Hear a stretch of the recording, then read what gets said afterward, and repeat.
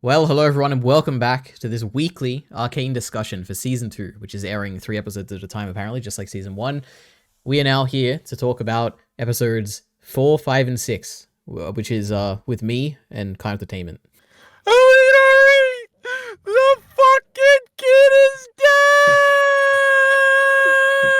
Yep. Now, this is very funny and important, everybody, because I accidentally sent that message to EliteAri before he had seen the episodes, thinking I was sending it to Minty Earlobe, and I had no idea where he was up to. I was somewhat optimistic that EliteAri had also already seen the episodes up until that point, but judging from the fact that, like, 2 days ago, we still hadn't seen them all, and that's why we couldn't record early, even though I watched them basically as soon as they came out, because I love Arcane, unlike some commenters might think, EliteAri. But you hadn't seen it, and did you even internalize the message? Were you there in spoiled, or did you just think it was so outrageous that I was doing a bit? This dumb little kid isn't going to die. Please explain your side of the story.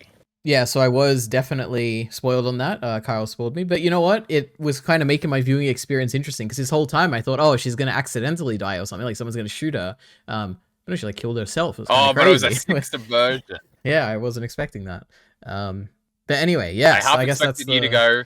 What kid? Huh?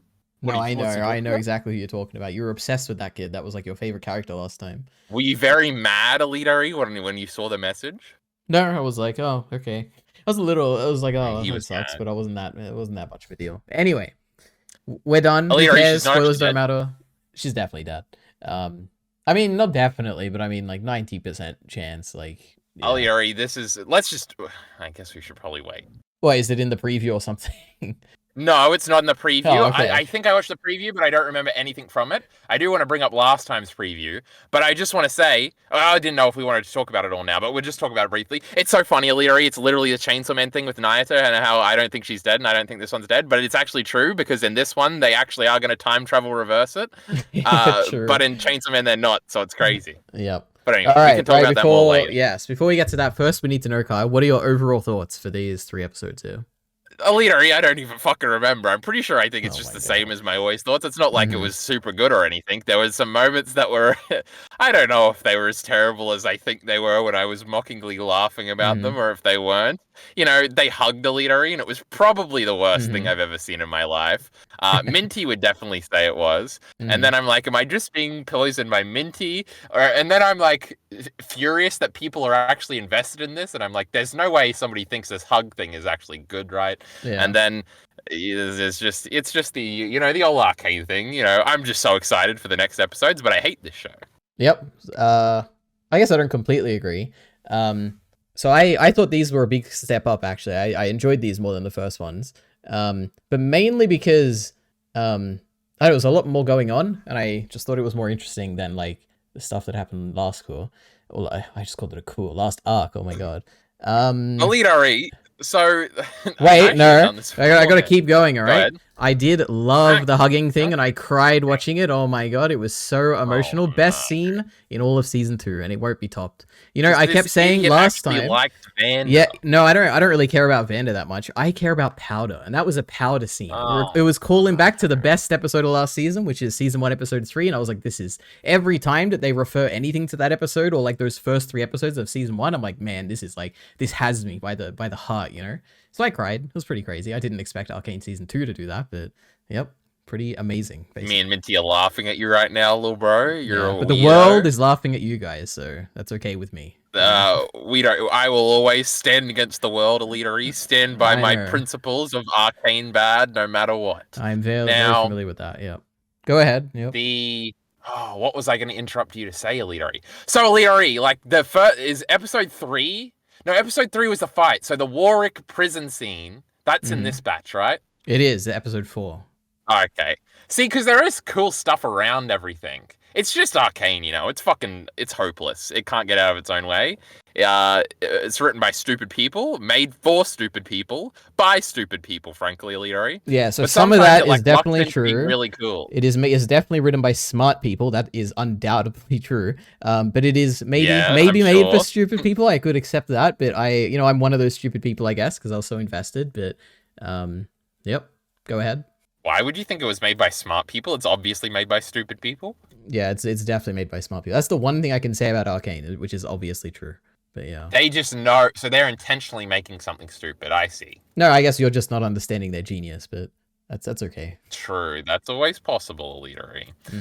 But I don't know. I don't have any overall thoughts. I can't even remember what happened in this batch. So hold on, episode 1, we're breaking out of prison.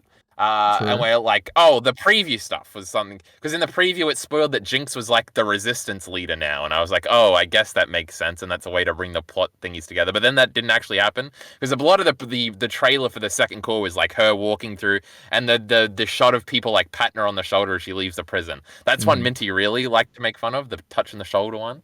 I can't remember if he said that to me in DMs or if it was in a general thing, and maybe you went back and read it a little. That was also really good. My goodness.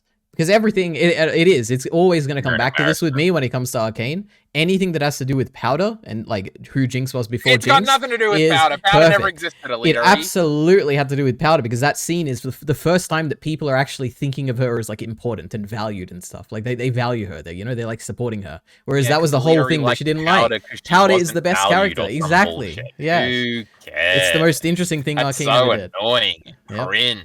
It's so good.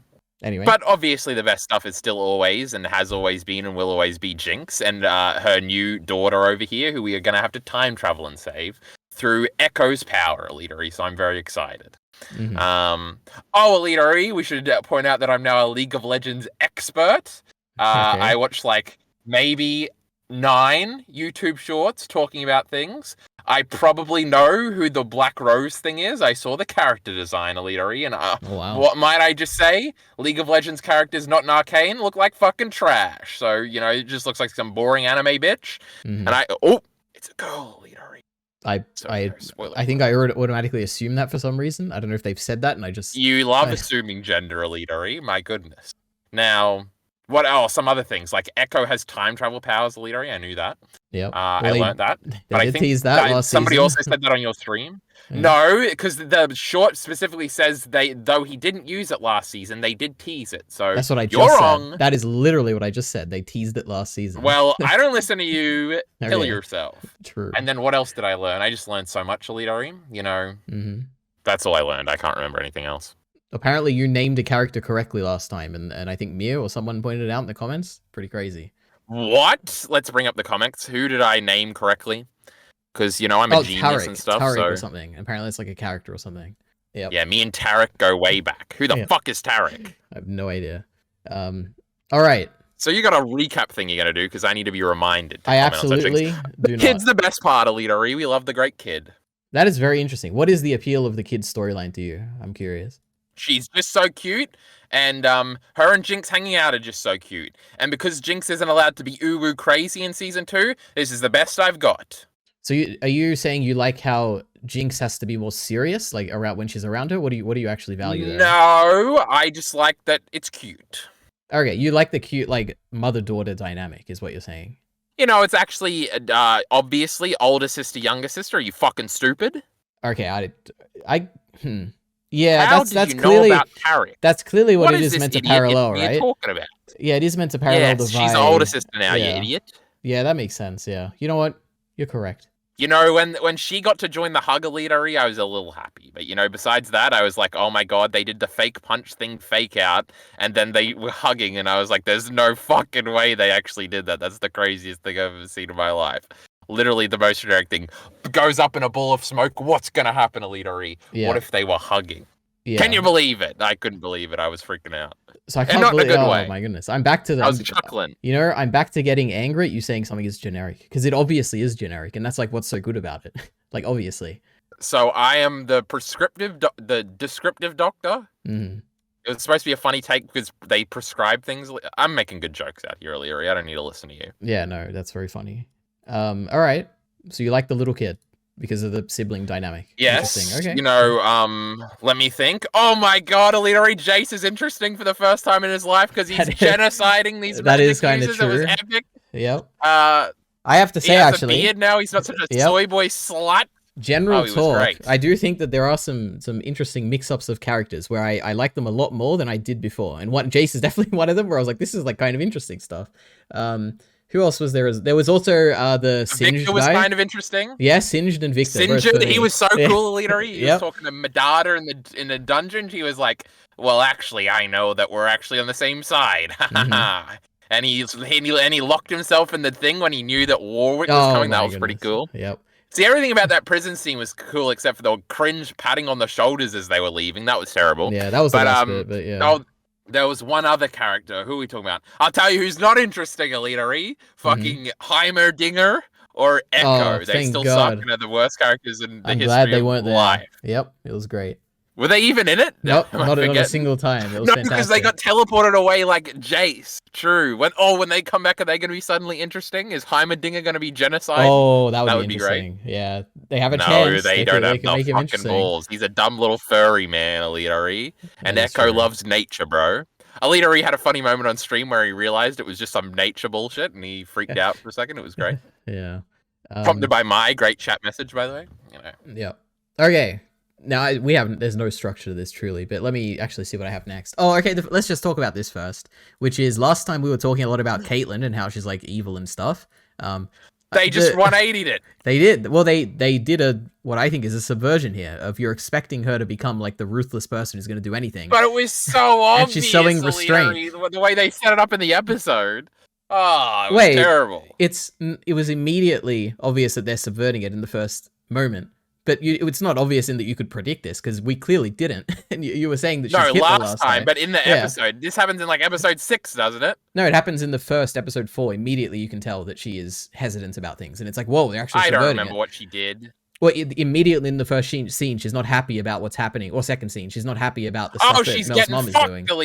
That is true. Can you believe that? The people are very mad about this, right? I was kind of surprised. No, it was okay. I liked it. Yeah, it was okay, but it was not what I was expecting at all. True. But Minty was freaking out about this too, about how the Twitter people are actually very mad at this other. All right, you know what? I don't care anything about this discourse. Okay, Minty's thoughts, this discourse on Twitter, these don't matter to me at all. Okay, so we're gonna talk about. That's all anybody's talking about. Yeah, my Twitter is still filled with lesbian V and Caitlyn artwork. That's great. Not really. Okay, so next up, what else can we even talk about? There's Caitlyn. What do you think of Ambessa? She's a bigger character in this.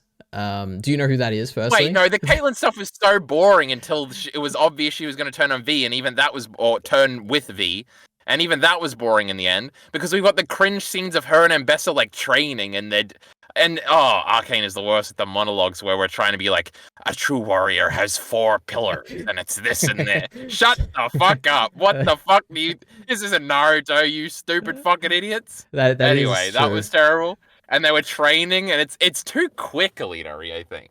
No, like, I definitely maybe they could pull that off. No.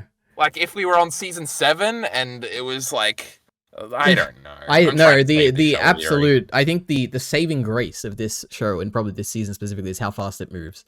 I think it would be much more unbearable if it was slower than it was. Of course, but like, I'm talking about fundamentally rewriting the whole show, EliteAri here. You know, that'll be my next video. Yeah, sure, okay.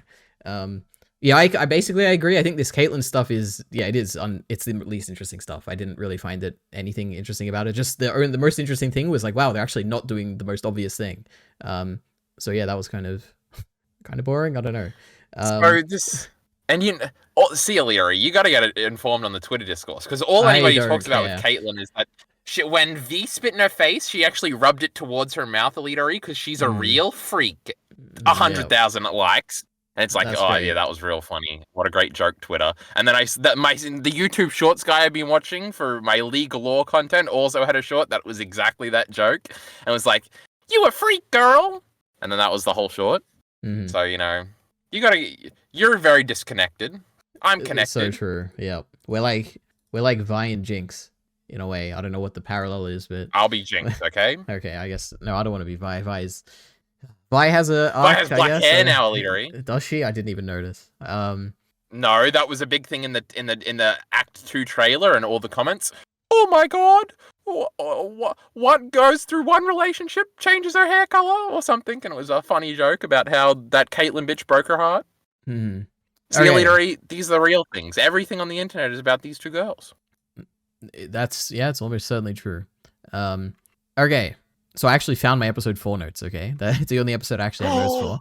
I said... This is bigly. It's going to be... Okay, I'm going to start hating a bit here now, so I'm sorry anyone listening right now. But we have... I love it. Number 1, we open episode 4 with this montage of basically the it's the only good montage in the show, EliteAri. Yeah, and you know what I wrote in my notes? I said another boring opening montage. This is terrible. So I wasn't a fan of it. So go ahead, defend it, please. But it was a Jinx one, so it had a cool song. It was "Paint the Town Blue," you know, the famous Rolling Stones song. Paint the town red, EliteAri. But of course, it's a little inverted because we're going with the great Jinx here. But Jinx actually doesn't care. She's playing battle bots or something with her little sister, EliteAri, and that was very cute. And they were dyeing her hair, but then everybody's got dyed hair, EliteAri, which was in the trailer too. You know, everybody's becoming just like Jinx for real.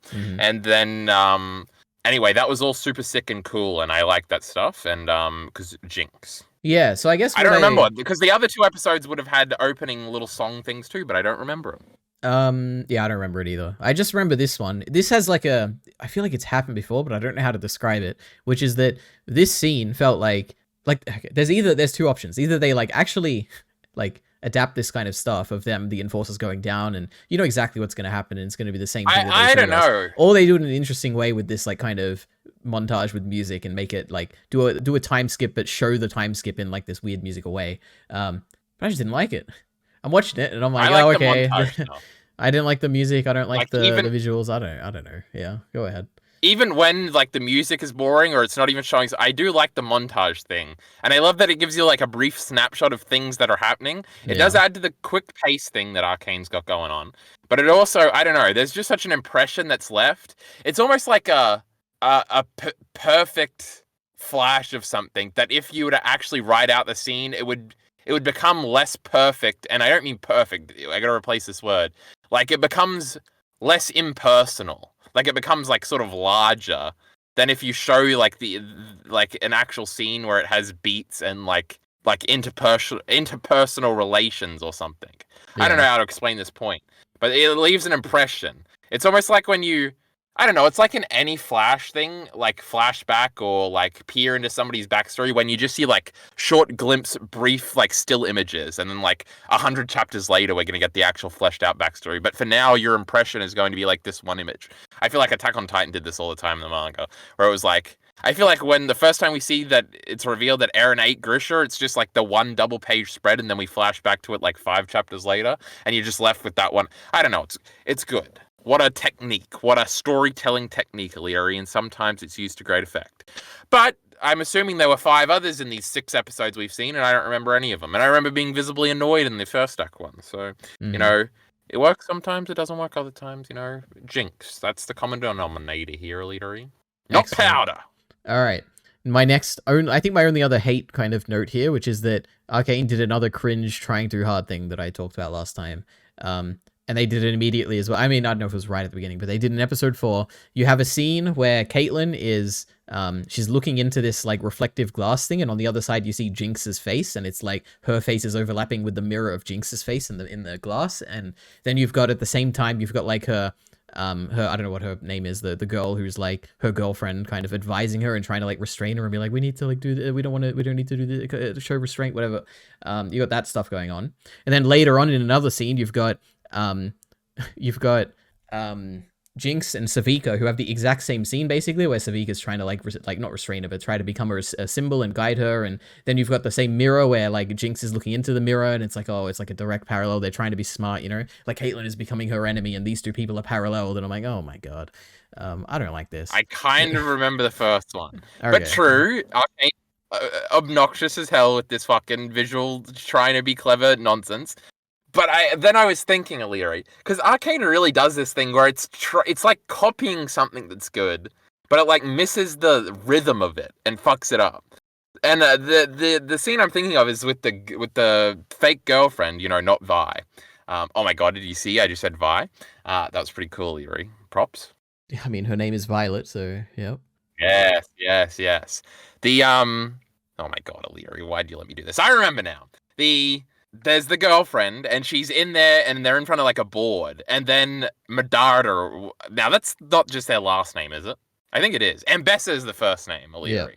Yeah. I remember everything around here. I know a full character's name. Wow. She walks in or whatever, and she has the comment where it's something like, well, madam girlfriend, you sure seem to be around often and close to Caitlyn nowadays or something. And like, obviously everybody's seen the scene a million times. It's like, oh, the third party walks in and it's like, oh, they expose that they're together or something, but it's already known to the audience and it's just supposed to be like a funny thing. But Arcane I don't know, something about the Arcane scene, they just fucked it up and it was like cringe and not good and it wasn't clever and it's not like it was doing it in some clever way to subvert it. It just feels like they're trying to copy that scene archetype and do it here, but they just fucked it up. And it's just like, it's almost like incompetency. Arcane is incompetent, EliteAri. You ever notice that? No, I don't agree with that. I don't think incompetent is a good word for it. I mean, personally, I can't relate because I do remember that scene. I remember thinking it was okay. I was like, oh yeah, this is nice. I didn't get like the revulsion that you do. You have no perception skills. What are we talking about here with EliteAri? Minty knows. No, the thing is, like the scenes that bother me are not the generic scenes like that. It's when they're trying to not be generic. Stuff. Yeah, it's like the complete opposite. But that obviously makes them generic. Not at all. Like, let's be serious. No, what you're talking about is generic writing, right? I'm talking about generic, like, symbolism and trying to have visuals. Well, no, that's not really what I'm talking about in that example at all. Oh, I thought you were saying the beats of the scene or something, but no, what are you talking about? Well, no, I'm saying it's fucking up the beats of the scene. In the writing, right? It's not even generic. It can't even bring itself to competency levels to be generic. Well, no, because I don't think that scene archetype is generic. Like, they're trying to copy a scene, but they're fucking it up. And, you know, if I was trying to be, like, scientific or something about it, I'd be like, oh, they don't understand how the original scene got there, so they're just trying to copy and paste it at the end, and they don't understand the underlying things. But who gives a fuck about any of that? It's just... like, oh, I know this scene. I've seen it done well before, but you need... like, it might even be as simple as you needed to pause slightly longer before delivering that line for it to, like, work in, like, the rhythm. We had this rhythm conversation at some point, and it was a multi-man discussion, I think. And I remember you being like, shut the fuck up, that's stupid. And whoever else was there was saying it was a good point.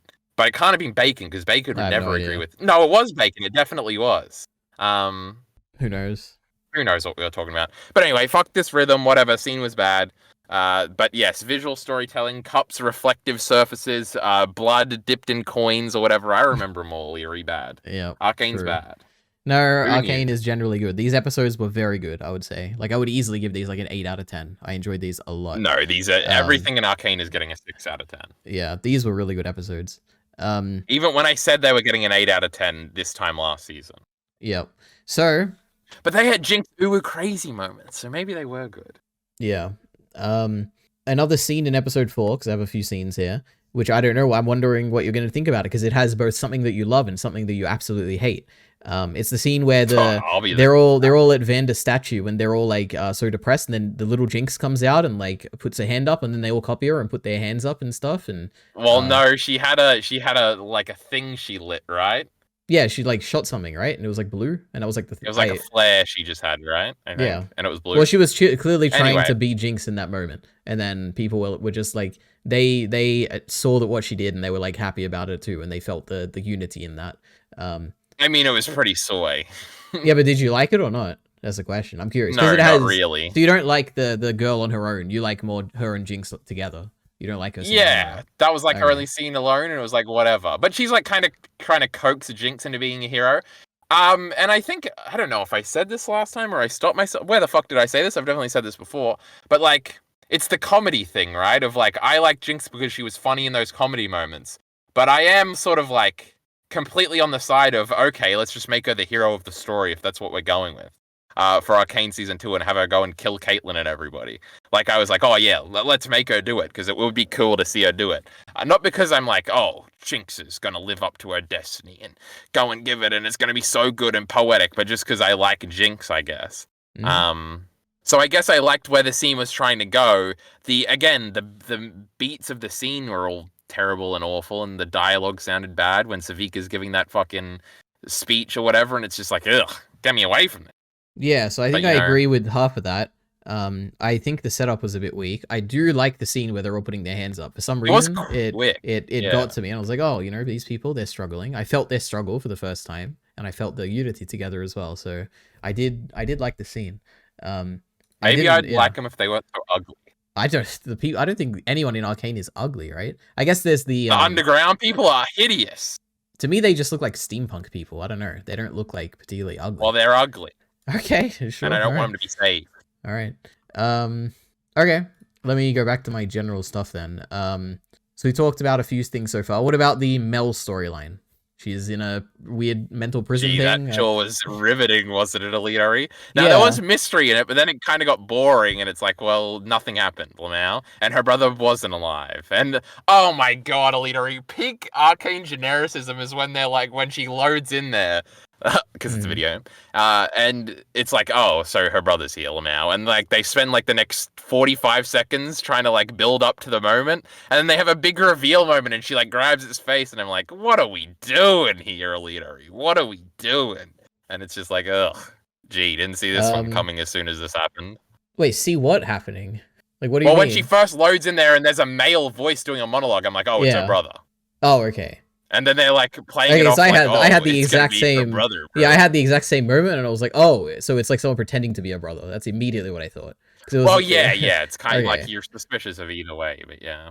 No, I wasn't suspicious. I was certain. I was like, this is not her brother. I don't know what made it so obvious. I guess it was the fact that, like, I did definitely Ambessa think seemed that, like, so confident that he was dead, and also just like, well, the things he was saying, I was like, this is like, there's something off. It's just like you like a bad guy tricking you into thinking somebody's alive for you to realize like half. I feel like this is a Star Wars thing or something. Only for the main character will realize like halfway through it's not. It's like I've seen this scene 50 million times. But that's not why it was bad. It was just bad because they were trying to do this big emotional reveal where it's like, I already figured it out. There's no reason she shouldn't have figured it out by now either. But then she does figure out that it's not him, and then she does a little puzzle thing because, you know, she's ingenuitive, not just that Jayce prick. And she's going to climb out of there, but then, like, she's getting strangled by a rose again. Yeah, that was, you know, coolest part of these scenes was when her friend was being like chained in the rose and it was red and stuff and they're all chained. Oh, that bitch like, dead or something. Man, that was really cool. That was like the coolest visual I think in this whole prison stuff. I feel like there were, I do like the visuals of the rose shit in space or whatever, and I do like just space imagery. It kind of feels like the moment in the Berserk movie where we see space for a second and it feels like space doesn't exist. What are you talking about? This is Berserk. I don't really think about like space in Arcane, so them being in space is kind of cool. The what was I going to say? Something about metal earring. Prison? No. Flowers. No, prison, no, the witches. Flowers. No. Oh, violence, EliteAri. I feel like we had a moment a bit like this in season 1 too, where I was like, oh yeah, this show isn't for kids, Lamau, because there's violence everywhere. It's kind of for kids. I don't know. Yeah, probably. Yeah, who cares? Violence like it's not. But that Warwick was cutting people up, EliteAri. It was a bloodbath. But there was another thing with this Mel thing, I think, where it was bloody. When she like rams her brother's fake head into the wall, I think it's bloody. But yeah, something like that. I was like, oh, you know, sometimes it can be cool, but it also feels like tonal whiplash. Not really. All. It just feels it's the thing you talk about. Well, probably not because you're not going to agree because you're a pussy. But it's like the Arcane is like trying to have like these like shonen themes. But then do like but we're allowed to be violent here on Netflix moment where it's like everybody's getting cut up and it's like it feels like they're trying to show off and be bloody and it seems I don't agree at all. I think this feels like an M-rated movie where it's like a little bit bloody, but it's not like an R-rated thing where they're trying to be edgy or something. It just seems like a normal like. I should look up the Blu-ray in Australia and see what it's rated. There's no way there's a Blu-ray, right? There had to be, right? Yeah. Arcane rating Australia. It's just going to give you. How about you vamp to me, EliteAri? 4.8 out of 5. No, it says MA 15 plus, EliteAri. So it has the same rating as all the sexy shows. I think Game of Thrones probably has an R rating. There's boobies in it. Yep. Crazy. I don't know. So you've been defeated. It's not M. I basically have zero issue with any of the violence in Arcane. If anything, I wish there was way more. No, I like it when it happens, but part of me is always like, it almost feels like a flex. But anyway. I feel like ever since, like in episode 3 of season 1, we had that scene where the juiced up guy comes and kills Benzo and like hits his head on the ground. There's like blood splattered everywhere. Ever since then, I'm like, oh, Arcane's like a bloody show. Like it doesn't feel like they're trying to be something that they're not. I feel like it's set up from the beginning that this is like this is definitely the world this thing takes place in. I don't know. Well, EliteAri, nobody remembers that, first of all, and second of all, they go long stretches without really having any of it. So you know. True, and that makes us forget. True, some of us. It does. Okay. All right, Mel. Not much to say. I guess the more curious thing is like she had like a superpower. Like we learned something about how her mum like had sex with someone and had a kid, and she's like a special kid. Oh, that was something. Epic. Yeah, I'm like, I don't really know why that was like a. I don't know. This has to be the bad guy, right? The bad guy's the bastard kid. No, because Mel is the bastard kid. That's the whole point, wasn't it? That's why she hid her away in the citadel or whatever. Like. Distance herself from her. No, she left because she didn't want to, and then she loved her too much. No, she's got some half-white kid EliteAri. Okay. It's gonna be the bad guy.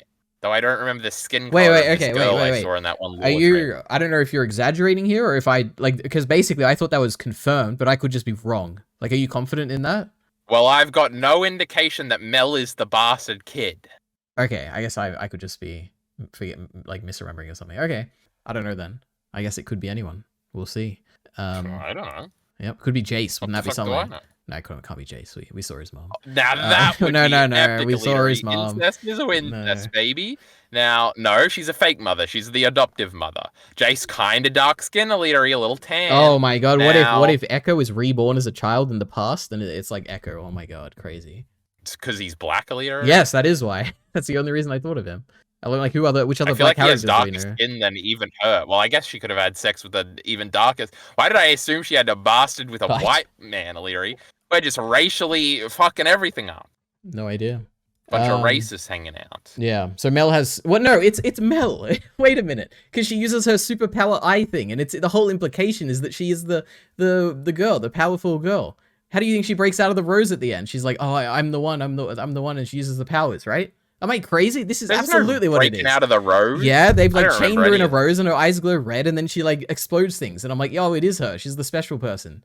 Oh my god. Like I can't believe you just tricked me. That's oh my god, that's what it is. It's definitely... hold on, how much are we betting? Mel's obviously not the bastard here. So... Yeah, Mel, okay, I don't know, like $50? I'm so confident. That was the whole thing. I'm not betting any money. Oh, okay. Now, yeah. What do I want? The next 3 series are all on my channel. No, that's not even a good one. Now, anyway, we'll just make fun of EliteAri for being a loser when Mia confirms that I am correct in the comment section. And obviously, there's no implication that Mel is the bastard. That would be stupid. The red glowing eyes. Hold on. Don't they both say they were like, oh, and mother went away for that little period, like after you were already there and had a bastard kid or something? You're just wrong, EliteAri. I don't remember. Then why did her eyes glow red and did she break out of the chains, Kyle? First of all, I don't remember this. Second of all, it's like the Rose Bentel thing. Who cares? And maybe they all have that power. You don't know. True. So true. You know what, Kyle?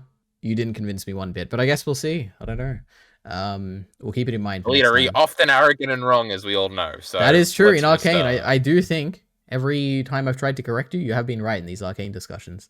But I don't remember a single example, so everybody should remind me of them in the comments below so I can gloat about these things. Yeah, but this time I'm right. Anyway. This is like in Chainsaw Man when we switch positions the week after and then make fun of each other in the past. This is crazy. Yep. Next up, we talked about him a little bit, but Singed. I thought he had this one cool line. He was like he was being transferred to the prison and the little girl is looking up to him and is like, chin up, little one, we won't be staying long. And I'm like, oh my god, he's like so cool. He's like dripping blood and stuff and he's being stoic. He's like stoicism is so cool, Kyle. I like his voice. Yeah, I agree. He's like I like just the fact that in the face of like threats and stuff, he's like cool and calm and collected. And I'm like, oh, he's just like so cool. He's so wise and he's like lived a life and he's been on he used to be a scientist, but now he's like down below and stuff and kind of cool. And he's got a daughter and that's what his motivation is, EliteAri. Because he's going to cure that one affliction we all suffer from. What is it? Death. Yeah, that was actually really interesting. EliteAri. Yeah, because usually you see in a story like that, it'll be like we're gonna cure like cancer or like something crazy, which is like unfixable, like some incurable disease. But no, he's trying to undo death. He's trying to revive someone, which is like crazy. Is that like a generic thing to me? Because when I saw that, I was like, man, it's actually definitely thought of Voldemort when he said that, because I feel like that's definitely a Harry Potter line where Voldemort is trying to get rid of death. That's his whole thing. Yeah, but that's the motivation. Yeah, I can see that. I guess I don't see Voldemort as like a character that you're following. So I don't feel like that's like I can't wait to see how this goes. This feels like we're trying to follow a character into a strange I had no problem with like the motivation there. It was just like the delivery of the line as if like, oh, we didn't see that he was going to say death. Oh no, I can agree with that. Yeah, of course. Yeah. one of the League lore things I watched EliteAri was about how it was all of Warwick's like lines or something, where he encounters another, what do you call him, Zorn character, and one of them was Signet or whatever his name is, and he said that he remembered what he did, and it was all ominous, and I was like, oh, I understand that from Arcane now. This is super cool. Mm-hmm. Wow. That's epic. It's actually singed. Coolest thing about Arcane is nobody cares about his singed hairs. Now I'll never forget it. There was something else to say about singed. I don't know. He summons a beast, and it's very fun. Initially, you think Ambessa might be dead because she like has that flashing scene where the beast attacks her, and true. But no, she's fine. I was like, oh, okay. I kind of wish she was dead. It just like hit her and moved on EliteAri. Yeah. Yep. She could be at Warwick anyway, you know. Well, apparently she didn't. So, yep. Well, that's just because he ran away like a little pussy. So true. Okay. So that's the. It was really cool, the build up to him, and they did it the whole episode. And I've of course on the edge of my seat because me and EliteAri had a funny thing last time where we were like, he's just gonna be like a crazy monster, and then once like he's gonna like see Jinx and go Jinx or whatever or bye. Yep. Which is kind of what happened, but then it did go a little bit more than I was expecting, where he was talking a little bit afterwards, so they kind of got away with doing it and not doing it. But EliteAri appreciated it in the end because he got his dumb hug scene where he cried. Yep. So it is so impressive. Kyle, I have to emphasize this, okay? Because you know I say a lot of negative things about Arcane. I had no hope that they would get anything near as good as this episode, like episode 6, whatever it was, or 5. I couldn't believe it that they made me cry again. I was like, this is a terrible show. Like it's not a terrible show, but it's like my investment in it is so little that the fact that out of nowhere I got so invested is impressive, I would say. Because there's so much cynicism when I'm watching the show, but the scene took away all the cynicism. It was pretty crazy. Yeah. Anyway, I just want to put that out there. I feel like I have no cynicism in watching the show, and I only have it here with you, EliteAri, or thinking back on it. True. I definitely. But it's not with you because I was definitely. I don't know. I probably do. I'm probably lying right now. Oh wow. All right. Go ahead. I don't know. I think I just said the build up was really cool, and he comes running in, and then he even does the powder thing, and I'm like, this idiot didn't. He had one interaction with this dumb girl one time. Obviously, V is the cool one, and then they kind of do that next episode. But fucking V sucks. This Vi bitch, EliteAri, she's the worst. So in the next episode, who even cares?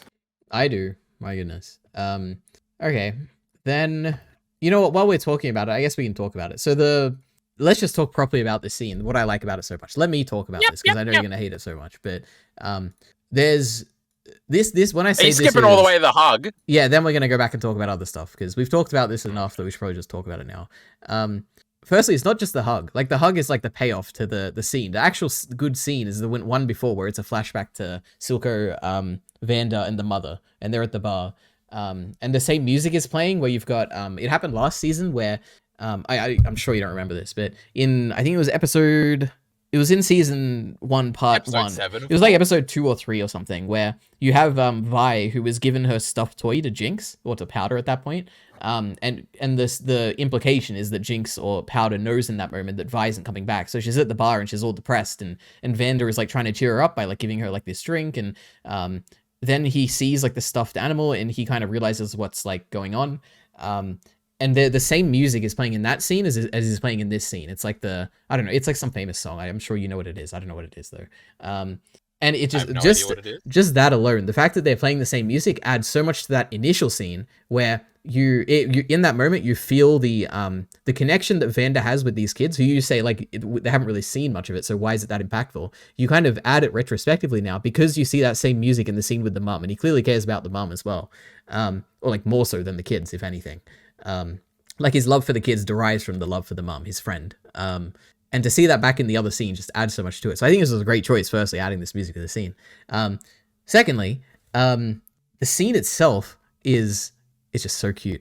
And the cutest thing that happens in this scene is the fact that just the dynamic of these three people, where you have the mum coming in, she's like talking and chatting, and clearly they're like friends, you know, these three people. And then you have like Silco in the corner who's like working on his book and like writing notes and stuff and isn't paying that much attention. You got Vanda who's like serving her a drink and stuff.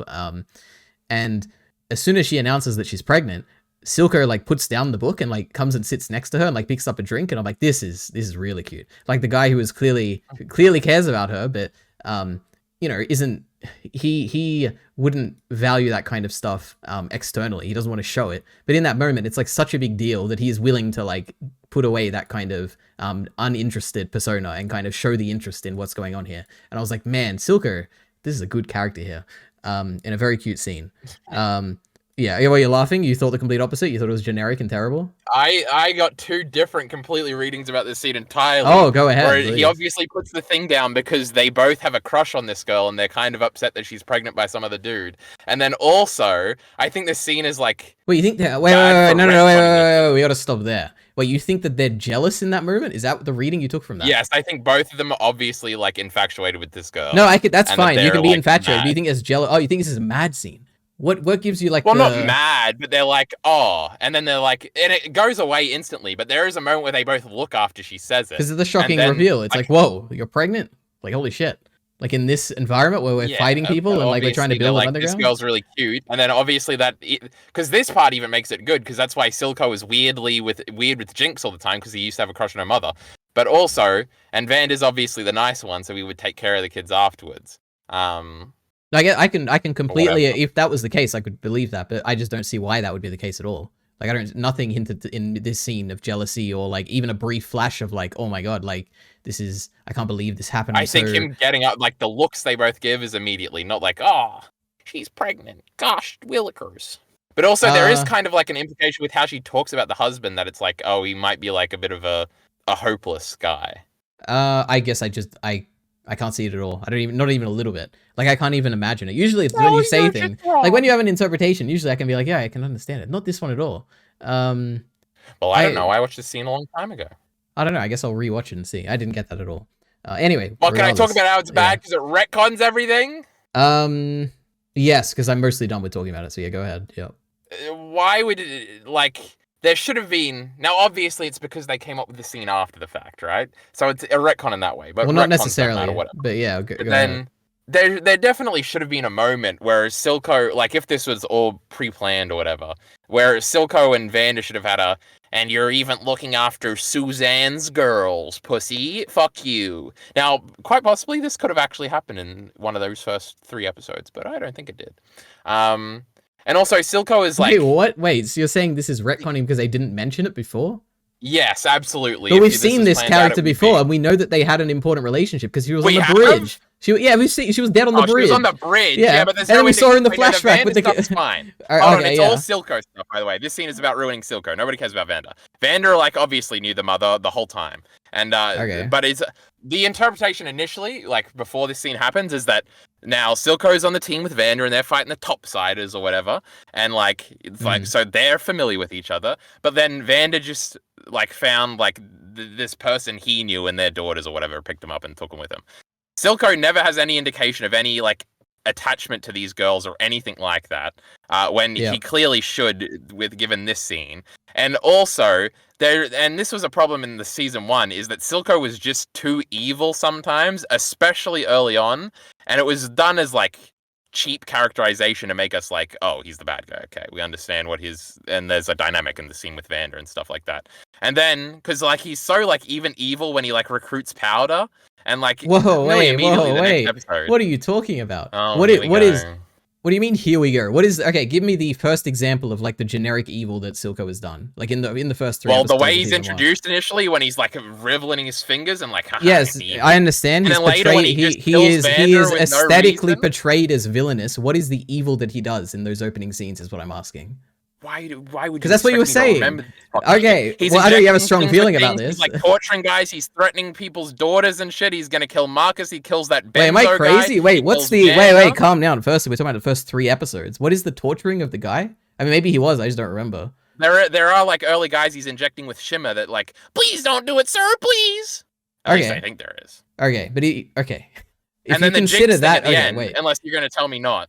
You mean the Powder thing where he sees her as, like, the brother that, like, she has lost her brother, like he lost his brother, and clearly he loves her in that moment. Well, he kind of says that after the fact, but then at first he's like, oh, maybe we should just kill her and let her be or whatever. And then he's clearly, like, manipulating her and lying to her in that moment. In which moment? The moment where he recruits her, he's like, "Oh, what happened to you?" And he's not like saying, "Hey, I just killed your dad, little girl." Yeah, he says, "Well, okay." He's lying in that moment, but it's not out of like evilness at all. Like he yes, initially, it is. It's to recruit the initially, daughter. Like initially it's out of hesitation. Oh no, he even got the daughter after he killed our favorite guy. That is absolutely not what you're meant to take from that scene. Maybe if you are retarded, that's what you take from that scene. The actual thing you're meant to take from that scene from the first reading, if you're not retarded, is that like he is seeing himself in Powder. Obviously, that's the whole appeal of that scene. No, yes, boring. Obviously, absolutely not. He's just the evil guy, and he's getting his claws. And that continues into the next group of episodes. And then by the end, they're cool enough together that you kind of choose to forget all the stupid characterization they did with him. And now we're trying to do like, because now after the fact in season 2, we're all like, man, that Silco, he sure was an evil bastard, but he nearly he held this place together, brother. And then they're like, hey, Jinx, but he tried all of his life to bring the cities together, and you just might do it. And then, obviously, in this flashback, he's just, the nicest guy ever, and he's just over here, and he's so concerned for the little girls he's gonna orphan later. And, and it's just like, this is just fake characterization retrospectively, because you're counting on us not remembering all this stupid shit. Yeah, so I guess I completely disagree. I feel like you don't remember enough of the details from the first 3 episodes to actually, like... You don't remember enough of the details? Yeah, no, because I think what you're saying is that it's like a retcon, because initially he's portrayed as so cartoonishly evil that there's no way that he could possibly be that same person who, like, no, it was always a hodgepodge. Yeah, and basically... complaining about it at the time. Yeah. Okay, so I guess I disagree because where he would be really evil in a scene where it worked for him for the scene to be evil, and then later we would put some little ambiguity in there. Okay, I guess there's no point in this. I guess I win. No, I guess you're just I'm baffled at your stupidity here. I guess that's like it is what it is. Nonsense retconning. All these stories do this because they aren't planned out, and they get to these moments, and it's just it's incongruent, and it just annoys you, and it nips at you. But it's not actually a big deal. What is cringe is her doing her stupid dance to her song, which is a stupid scene from all these 50 Diners movies or whatever, and Mad Men has a scene like it, then I don't even like it in Mad Men, where I dance to the music and stuff. It's even one of the Mad Men scenes I made a video about one time with Joan. So I didn't like anything about this scene. I didn't like how, like, Silco's over there in the corner doing the books, because, he's the smart one, and Vander's over here just, here's my drink. I hate all these characters. And they're trying to retcon Silco into being even more boring than he was. And he was great. So that doesn't make much sense. Wow. And then they fucking hugged. Could you believe it? It was dreadful. Yep. All right, you know what? What are you doing over there, Jinx? Come and get in on this hug. I'm amazed. I'm amazed, Kyle. This is fantastic. But everything before that was sick. When they found Silco's letter, that was the coolest thing of all time. That was great characterization. I think it was a letter to Silco. And what was really cringe right after that was when they were like, if they had just found the letter, maybe everything would have been okay. That's more of that retconning bullshit, EliteAri, because now they're like, remember that thing sir, that was, like, what I don't remember the details of this letter. They could have just been What friends. was the letter? It was just a little bit of Jockey Bacon misunderstanding. What was the letter? Well, it was either a letter to one of them apologizing so they could have come back. But the actual cool thing, besides them reading the letter was cool, and the writing of the letter was cool, but also they found like the little jackets, and one had a V in it and one had an S in it, because they were just such great pals back in the day. Yeah. They were brothers. And also, the glowy little cave thing was cool. And then one time, Vi doesn't believe him the whole time, and that's pretty cool. And by he, I mean Jinx. And then they're in the glow thing, and it's like the thing in the lights where you clap and then it turns on, so that was really cool. And then the little girl's there, and then the little girl goes to beat the fuck out of Vi one time when they're fighting. Oh my god, everything with the little girl's the greatest, EliteAri. Well, not everything, right? Wait a second, we gotta make fun of EliteAri for promising in one of our old discussions that they were definitely just adoptive sisters, EliteAri. Yeah, I was completely wrong about that. Yeah, that's for sure. Yeah. I mean, in fairness, do we really know that do we know that Powder is really her daughter? Did we ever get any confirmation of that? I don't know. She has blue hair. Yeah, I guess. No, I'll concede to that one. If you concede, you have to concede that it's not a retcon then, okay? This Silco stuff is obviously not. I will never concede in the face of these conservatives. All right. You're so wrong. It's crazy. You've never baffled me so much, Kyle. This is insane. First of all, that's certainly not true. You are underestimating how insane, because this is like one of the times where I'm like 100% confident, and I can't believe it. First of all, you can never say a descriptively real thing about a scene, so I'm right no matter what. Yeah. Okay. Well, let's see. What else have we got next? Episode 5, the greatest episode of all time. God, that little girl. Her name was like Aisha EliteAri. I have That's no kind of like idea. Isa. It was No, because I what was watched the it? scene of her No, dying right it was like before this. Isha or something, right? Isha. Not Isha. Yeah, Who cares? Isha. I don't know. You She's the say little Asa, kid. you That's all that retard. matters. She's a little kid. My little sister, EliteAri. Yeah. What notes do I have actually? Oh, the only note I have on the little girl is the scene at the end. So what do you think about that? She shot, and then the thingy. Let's talk about Victor EliteAri. No, wait. Just to finish the because this is the last note I have on her character. Or the only note I have on her. This is probably the impact I feel on this scene. Basically, to set if anyone who doesn't remember, you have this little girl, Jinx's younger sister or whatever, is she's running toward Jinx or towards what's his name, Warwick Vander, who's gone out of control. Excuse me. And we're seeing a interspliced kind of memories of her point of view of her new life, basically thanks to Jinx, and it's all like bright and colorful and it's like cool art style and stuff. And simultaneously we see Jinx, who is like really sad and is like trying to stop her, and like she's being pulled back, and it's like a sad scene like that. Firstly, I do like seeing it's a very simple metaphor of like showing the vibrant color that is in her life. We love it when Arcane does clever things like this, don't we? Because of Jinx, it's all great. But obviously, because I love Powder so much, this is another great Powder scene, because it is a very clear parallel to episode 3 of season 1, where you have the deformed Vander, who is like this like crazy figure that is in front of her. You've got the little kid who like looks like a little Powder, who has got the blue orb that Powder had in that moment. That is what caused who caused the destruction back in episode 3. You've got in this moment, basically, I feel like Jinx is just thinking about how she's basically just thinking back to that traumatic moment in her life, and it's all happening again. And oh my gosh, this girl, she's gonna do what I did, and she's gonna blah blah blah. And I think she's misinterpreting like the motivations of the girl. It's very. I like this. It's a good scene. One of the none of that matters. It's just that she really likes her little sister, and she's running off right now. There's no reflection about boring times when Arcane sucked. Of course not. And also, isn't it so funny that this little girl is so lovable, but Powder was the most annoying little girl ever, and she was the worst? And we've already figured out why this is the case. It's just because this little girl can't talk. That is true. I mean, we don't know if she can't talk. She would be saying cringe dialogue shit, and it would be terrible. That is probably true. She'd be like whining and stuff. I do whining agree with that. The great girl here. She can't speak. She can't make whining noises. It's great. She did make She made some noise at the end. And I was like, oh, she can make noises. Why are you being mean to me? I don't understand. True. That's your favorite character, EliteAri. Who, V? Oh, about Powder? True. No. Yeah, we love Powder. Wait, that's also your favorite character, EliteAri, right? From somebody who wasn't spoiled, you idiot. I was like, what the fuck? What is happening here? This ain't gonna happen. And then even until afterwards, I was like, obviously it didn't happen. And then obviously the joke, I sent that joke to Minty, being like, Lamau, expecting us to both go like, Lamau, they really expect us to believe this. But I already figured it out. It's their time travel undoing it, so it's fine. So why do you think that it's like impossible she's dead? Because they're not gonna kill a kid, EliteAri. Do you remember season 1, episode 3, where all the kids died? The shitty older boys. Who gives a fuck about them? They're still kids, right? Like there is no way. 15. There is. You can kill a 15-year-old. You can kill Sarah in The Last of Us. You can't kill an 8-year-old little cute girl. I don't think it's Powder that far. Didn't die. I don't think it's that. Actually, she did. I think it is within Arcane's character to have this character die. It doesn't seem that crazy to me at all. And I now, if I'm being charitable, I think that you have that in your heart. Maybe it's like a 30%. Yeah. 30%. But there's no way. She's definitely coming back at some point. Though maybe, I don't know. I like to hedge my opinions. Okay.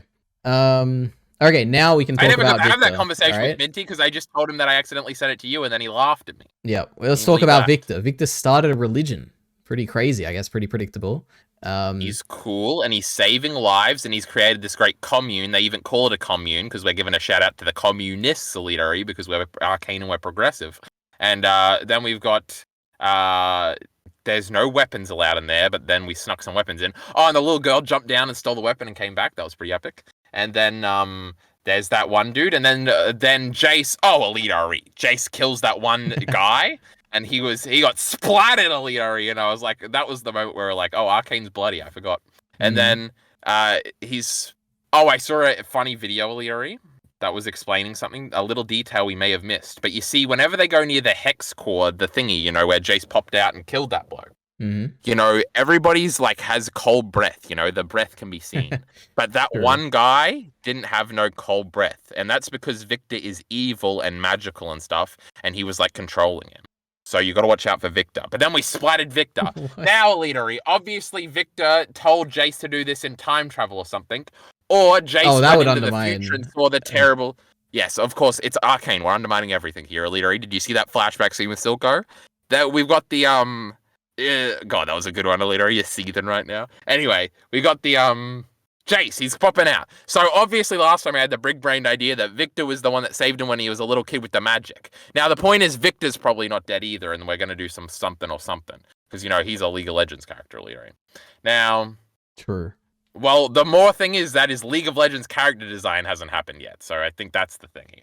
But the time travel and stuff, because we got these other two idiots out here. So Echo and wherever they went, he learned how to do his time travel. I'm figuring it out on the fly here, EliteAri. And then get rid of this dumb fucking rat. He doesn't matter. And then we've got because Jayce, I don't know, EliteAri. I don't think, but it makes sense if he's just a bad guy, huh? But I don't think they have the balls to make him a bad guy. Oh, Jayce or Victor? Why would he be a bad guy? What has he done? Well, he's a bad guy, obviously. He came and killed that one dude for no reason, and then he killed Victor for no reason. Well, not for no reason. I mean, I assume that there's a reason we haven't seen yet. There's going to be a reason, but is the reason going to be that he's evil and he misunderstood something, or is it going to be like he has a proper reason? He has a proper reason. You're going with the boring option that he's actually just a good guy. Well, not that he's a good guy, but he's a guy who is like trying to achieve something that isn't evil. Like, I think it's fine. I think the fact that like the way that it's portrayed to me, which I don't know, is that he is being tortured by like some malevolent like force, like some AI or something, like the opposite of whatever Mel's in, because they're obviously being paralleled here with their two like imprisonments. I think he just like saw the future or something. I sure hope not. I mean, that could be something boring like that. I feel like it is more because we've got this whole thing about like an AI that's inside this like Hextech stuff that is like fighting against everything. And it feels like that is kind of like torturing him. That's the take that I had. But I don't know. I have no idea. I feel like it's like Nesquadjija, EliteAri from the Great Vinland Saga. He saw that nuclear bomb go off and he was mad about it. And so he's back in the present and he's going to do something silly even though he doesn't fully understand the situation. Like killing the Great Victor. No, I think that was unambiguously a good thing, right? So far, at least. I guess we'll see if it has any negative ramifications. But killing Victor was absolutely portrayed as a villain, like a bad, like against the show. You're not meant to. He was helping the Great Warwick recover. He was doing a nice thing. No, but his entire existence was breeding reliance on one figure, right? A singular figure, which is not a good thing. You shouldn't rely on one person. You don't want kings, right? Kings are bad. We want people who can sustain their own lives, well, right? If they're good, if Jesus Christ actually came down and he was healing all the meth addicts, EliteAri, then maybe we should all follow him. If he is immortal, then yes. If he's like a man who can be killed, like Victor could, then no, obviously not, right? You should teach the people to sustain themselves. If they rely on you, then like it's like what you're the hinge-pin of everything. Like you are their king, you are their god. Like it's a bad thing, right? In my opinion, I would say that. When I'm reading this, when I see Victor is helping these people and not helping them, like not teaching them to help themselves, I'm seeing it as like he is trying to just be the sole person who's keeping these people alive, which to me feels like a thematic bad thing. So when Jayce killed him, I was like, it seems like Jayce is more of a hero here than a villain.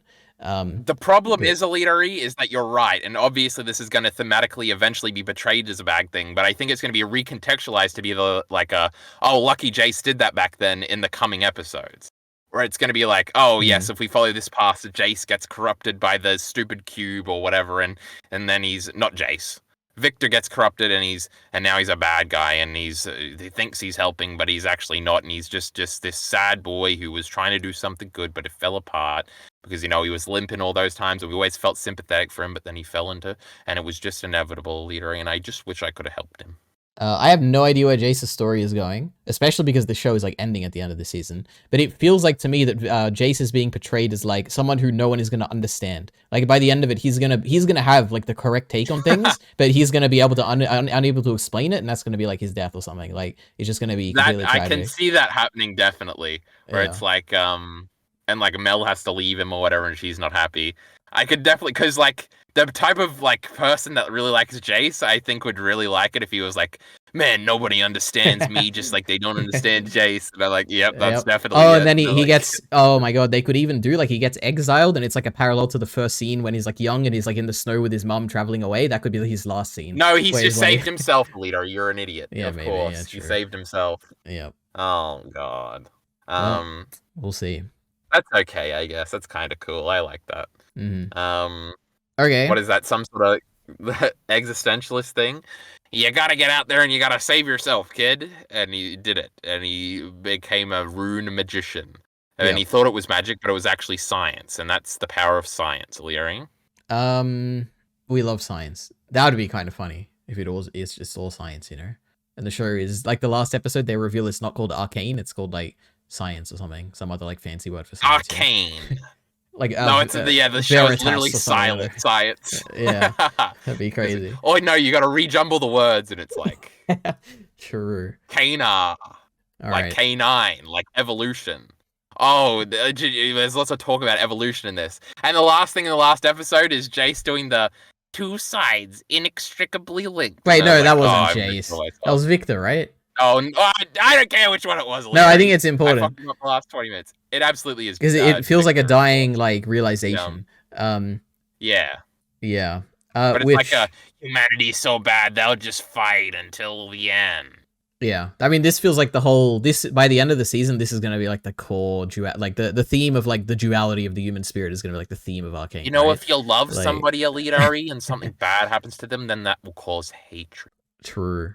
And then that becomes a cycle. We hate the cycle of vengeance. It's terrible. My goodness. All right. So you talked about all the vengeance at EliteAri after that Silco discussion. You know what I'm saying? Yeah. Your love for that scene caused my hatred. You're just mad because you don't remember the details. You know, go back and watch it. You won't. Therefore, I'll be right. I don't care about the details, frankly. Oh, so you concede. It looks like I win. This is great. Another victory. No, I would never concede in the face of defeat. All right. Well, then you'll have to go back and rewatch them. But you won't, so I win. This is great. All right. No, I'm going to be vindicated by all the great commenters. They often agree with me. Yeah, maybe. Okay, so anyway, you talked about all the boring stuff about Victor. Let's talk about the interesting stuff, which are all the amazing, cool scenes where he like reads people's minds and he calls Jinx powder and he sees Singe's daughter and is like so clever and stuff. And I'm like, man, this is like so cool. Like when him and Singe are talking. Oh, actually, I like the dynamic with Singe where it's like, wait, his wife? Wait, whose wife? His dumb girlfriend is back. Your favorite character. Oh, I thought you meant Singe's wife, and I was like, what? I thought it was his daughter. But yeah, it is his daughter, right? Yes. It's okay. His daughter, oh my god. Okay. True. We love Sky. Was that even her name? I keep saying that. I don't even know if that's her name, but crazy. She was great. I don't know. Anyway. Oh yeah, the Singe stuff is so cool because Victor is clearly the he's really powerful and he's really knowledgeable and stuff and can do crazy things. But Singed is portrayed as like the grounded and even probably more like cynically wise, where he's like he knows the way the real world works or whatever, which is a kind of interesting dynamic. Like you would figure in a scene like this, you would have the old mentor and you'd have a scene where Victor is like showing it he has surpassed him or something. But in this scene, it really feels like Singed is still ahead of him. So I like that. That was a cool dynamic. It's like the way Singed talks is like, I don't know, everything about this character is good actually, except for his another daughter motivation. Weird, but because the way he speaks is like, oh, what you've become is incredible, Victor, or whatever he says, and he's like, but you're failing to do the one thing, and it's just like, oh yeah, true, that's true. Sinji's so wise. Yep. But he has like, there's never going to be a story where they're like, we just created the immortality thingy, and now everybody that died can come back to life. Like that's never going to be the thematic resolution. So poor Singed is going to have his moment where it says, you've just got to let go, brother. Your daughter's dead. Oh. Which is also why Vanda has to like actually die in the end, I think. But anyway. Wait, didn't he just die? I think so. And I never even considered that until I rewatched the scene right before this. And that's what the YouTube comments were saying. I was just like, because that is the whole reason she shot the stupid thing. But I was just like, oh, Lamal, the girl. Oh my god. Sure. There's no way, right? That Vanda is dead? Yeah, I feel like it is perfectly wrapped up. Like, I guess I didn't really talk about it. We can talk more about it, but the appeal of the whole hugging scene, like unironically, the appeal is that you have this is like the the climax of these three characters, right? Like Vi, not climax of Vi technically, but like this relationship they had. Because the way the scene is portrayed, you've got like first you have the flashback, right? Then you have like a brief moment of like blackness while the music comes in. And then you have Jinx is we see it from Jinx's perspective, where Jinx is very worried in this moment because she doesn't know the outcome of what just happened. Like Vi and Warwick are fighting, and she's like, what happened here? And in this moment, obviously, what she's thinking is the trauma of her childhood in that one episode 3 where she killed them all in this one scene, which is obviously what it's meant to be paralleling with the deformed Vanda, right? Fighting. You have her in this moment think that it's happening again, where like because of her interaction here, bringing Vi here, one of them has died again. And it feels like she's so worried in this scene initially. And then she like sees that there's like that Warwick is clearly alive and she thinks that Vi is dead in this moment. And then you, she's happy. Yeah, then you flash the hugging and it's like, okay, we're alive. And in that moment, what I feel at least is that it goes from like the fear of having to re-experience the trauma that happened before and having to do it again, the trauma, sorry. So now it's a like an exhilarating feeling of I get a second chance to make things right in this moment. It's like I messed up when I was a kid and I see that I shouldn't have been so selfish and kind of I shouldn't have been so selfish in that moment. And here I have a second chance to kind of say the things I never got to say, which I don't need to say because of this hug. Like it's all conveyed implicitly in this scene. And it's like, this is the end of that kind of like the story, in my opinion. Because it was like, it started with that scene in episode 3 of season 1, which is like the traumatic thing that she never really coped with. And here it is coming to an end here where it's like, at this moment, I finally get the chance to say like, I'm sorry through this like hug. So I think it's done. I think Vanda's story here is like everything you could do. Well, not everything. Obviously, you could do more, but I think everything with him and Powder and Vi, I don't think you could top this. Like, I think I would be perfectly happy if he died here. I think like it just ties up all the relationship stuff here perfectly. Well, I think you could go below it, but in your explanation there, I actually figured it out, and that's just that in the old time, it's when they all split apart, and now they're all back together, and now V and Jinx get to be cemented as on the same side for the rest of the show. And yeah, sure. Because I guess this is like the most interesting like meta thing I was thinking of through the show is like the whole like I think I've always thought since the beginning I was like, oh, season 1, obviously episode 6 they're gonna fight, and then in episode 9 they're gonna fight again, but this time it'll be for real. And I didn't know there was gonna be season 2 then. And then going into season 2, they're still very much like situated on the opposite sides, and it seems like Caitlyn, what the fuck are their names? Fucking Jinx and Vi are gonna fight, Lamau. That's what we're going. And we did it in episode 3 already. And then it's like, and then Caitlyn and Vi break up. And I had a moment, because it's at the beginning of episode 5 where they sort of reunite. And I was like, oh, there's really nothing stopping these characters at all from like being together for the rest of the show now. Which is, it ended up not being it. Because originally Vi thought she was dead or whatever. She was in prison. And they'd had obstacles basically as an excuse for why these two characters can't be on screen, since they're supposed to be like the main fucking relationship or whatever that we're invested in. One of my notes was just like, Vi and Jinx back together, do we care? And then I had no and an exclamation mark.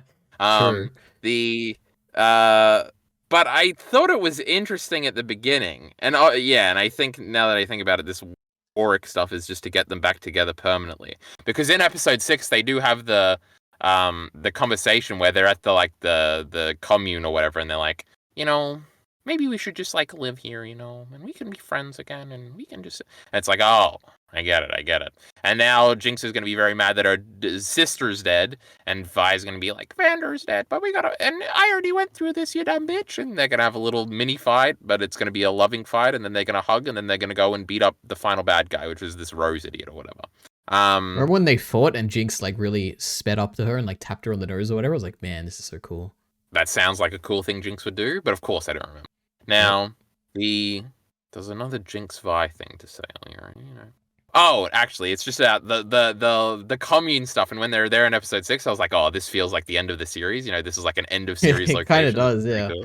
And I was like, oh, and they're even having the talk of like, we could stay here and live forever. Oh. Wrapping things up. Isn't this crazy?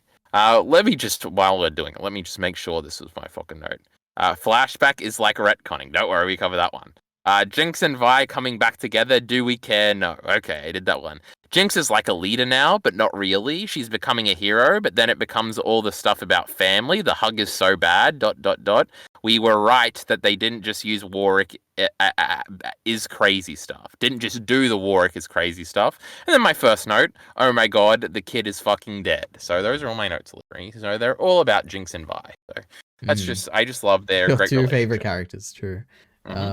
Okay, well, I have 2 more notes on Victor. I know one of them is just saying, obviously, this is like the anti-natural bad thing in the story. It's being portrayed as that. Because nature's so good, we love nature. Oh my god, and he's like subverting nature. You know what? Another thing that's fucked me up, EliteAri, is that like this shimmer shit and this hex tech shit is all in League, which means like it has to still be around at the end of the series. So we can't just say nature good and put the tree on top of them. So I don't. Maybe we can still do it at the end of the show, I guess. Yeah, I don't think you have to be. Like, I think there's been enough of this that it's like they've done what they need to do and they can get rid of it if they want at this point. Like, Arcane is associated with Shimmer and Hextech, where it's like, at this point, we can be like, okay, we've done all we can. Like, they don't have to stick to some canon. Like, as long as they've showed it enough, I think. Like, for now, for instance, if Jayce dies at the end or whatever, I'm not going to be like, oh, he's in League of Legends, we can't do that. It's like a central... The story's done, and we've had enough of him at this point. Yeah. Wait, do you want to make a confident, not a bet, because I know how much you hate money, but do you think a League of Legends character will die by the end of the show? Because I feel like didn't we already figure out that some of them had died already? Wait, what do you mean? I feel like the last time we had this discussion, you're like, well, this guy died, and I was like, oh yeah, he did. A League of Legends guy? Yeah.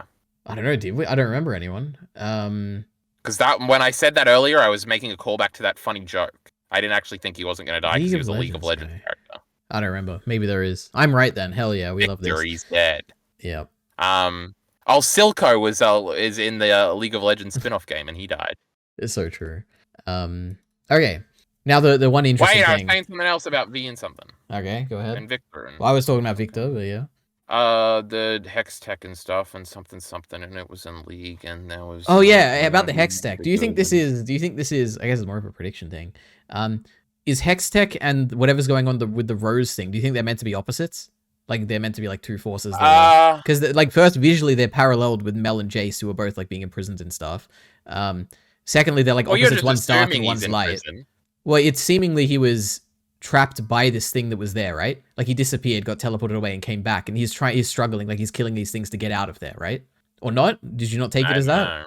What was your reading? Like, what was he... Again, I was just like, oh, he got trapped in the future or something, and he saw that Victor, if he continues down this path, will destroy the world.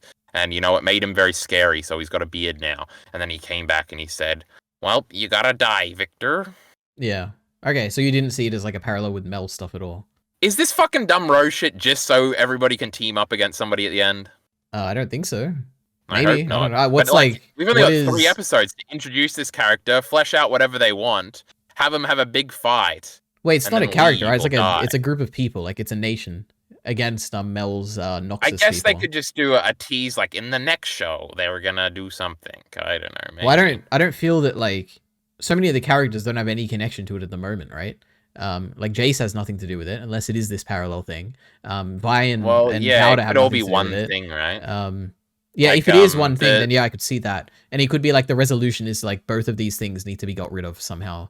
I don't know how is Jinx gonna fight these people? Why the fuck would she care? But there's also it's also like the question of what the fucking ball is. Like they keep saying it's like the singularity or whatever. Oh yeah, like, the AI thing. I was like, oh my god, AI crazy. Oh my god, it's gonna be. There's so many hints that it's AI. There has to be, right, at this point. Like they say it every time. It's like, oh, it feels like some intelligence. Well, like, it could do the Futurama thing of like God is an AI is the universe thing. You've never seen Futurama. You're an idiot. There's but that is literally what it is in Futurama. Huh? It's like a voice and it speaks and on the edge of the universe. Or something. The only Futurama I've seen is in Muller's video that one time. So I don't know. Yes, those were some of the best episodes. Those episodes traumatized me as a kid. We love the great Muller here. Well, I do. EliteAri doesn't. So send all your comments his way. True.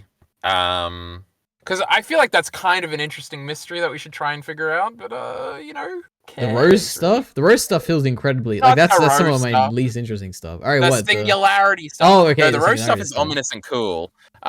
It's kind of less cool now that I saw the character or whatever. I don't know what this like. I assume the way it's being portrayed is that this is like a sisterhood. I think it is a group of characters like the Black Rose Cabal or something, but it's like the one of them has Rose powers or something. Yeah. This doesn't feel like anything. I mean, it has to build up to something, but to me, it just feels like it's just like Mel's storyline. I feel like it's just gonna go. She's gonna solve it. Like she's the prophesy. Clearly, she had the red eyes. Yeah, it's obviously just gonna be like Mel takes. Like that's why it should just be the bastard kid, and like they're mad at Mel because she's the real kid. But EliteAri doesn't want to believe that, and he might be right. She's the glowing red eyes. This glowing red eye shit means nothing, and I'm not even sure it was real. And I'm pretty sure it is real. Wasn't the brother? Didn't the brother have the glowing red eyes at the end? Or no, he had like gold eyes. She broke out of the chains. Remember they chained her up and she broke out of them using her glowing red eyes? I mean, maybe they weren't red. Maybe they were green or something. I don't remember if they glowed red, in fairness, okay? So. I do remember glowing yellow eyes at some point. Maybe they were yellow. That was the brother as he was getting his head. You know, her armor did glow yellow that one time. Mel for a second, didn't he? I don't believe you. I don't remember. No, but wouldn't this explain why she doesn't know what happened at the end of season 1 where her armor glowed gold or whatever? Because she has like powers. But she did. She lied to Jayce, unless she didn't lie to him. But she did hesitate in the line, like we're supposed to notice it, like we're supposed to recall that she lied about it. Yeah, maybe she felt something, but she didn't know the truth of it. You know. It was just her spidey senses tingling. Maybe she should have died, like I said she should have at the beginning, and that would have been epic. Now the singularity thing. What the fuck were we talking about with that? And we're just AI. Black Rose. No, it can't be AI. There's no way to do that. No. But it'd be so cool, you know. Is it just supposed to be this is a primordial power, an arcane power that should not be trifled with, so we lock it in the ground underneath, only for in another 1,000 years for some happy little chipper young man to come over and experiment with it, and Heimerdinger's going to be there and saying, "Oh, don't do that." Well, it depends on if the show's going to have like a conclusion. It's like the fossil fuels EliteAri and how we shouldn't have dug them up and we're destroying the world by using them. Nature is good. Nature is good. Nature is neutral. I don't know what they look at this. Who knows? Feels like a lot to wrap up in 3 episodes.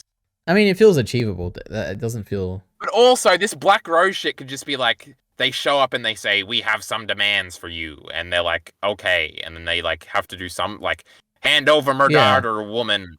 I haven't. Like, right, I gotta let my mother die. The way you talk about it, to me, it feels like it's much more important to you than it is to me. I don't like these Black Rose stuff. I'm like, oh, it's like a small storyline. It doesn't feel like it's gonna lead to anything big. Ambrosa is scared about it, and she's the main character.